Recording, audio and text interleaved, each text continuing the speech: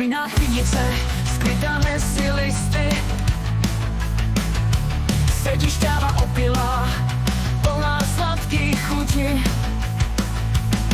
Ve větvích rostů se houpe, sluncem se čpití a čeká na ten správný čas, kdy ji někdo ochutná. Opilá šťáva, sladká, opojná, v sobě skrývá tajemství chuti tajuplné. Vyzývá tanci, smíchu a k radosti a slibuje zapomenout na všechny strasti. Slunce jí hřeje, déšť ji osvěžuje, vítr šeptá sladké melodie. Ptactvo kolem ní zpívá, včelí oprašují a ona se s každým dnem stává sladší a sladší.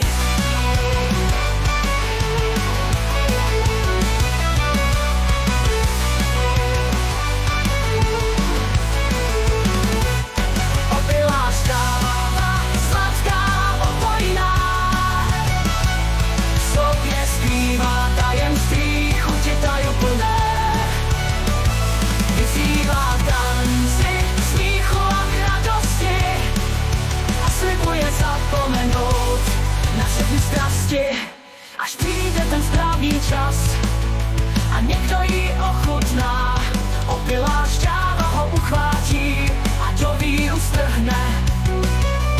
Zapomene na všechny starosti a trápení a nechá se unášet sladkou, opojnou vlnou. Opilá šťáva, sladká a opojná, v sobě skrývá tajemství chuti tajuplné. Vyzývá k tanci, smíchu a k radosti a slibuje zapomenout na všechny strasti. Opilá šťáva, káč z vinice, symbol radosti a sladkého nic nedělá ní. Ochutnej ji a nech se unášet, ať tě naplní štěstím a opojením.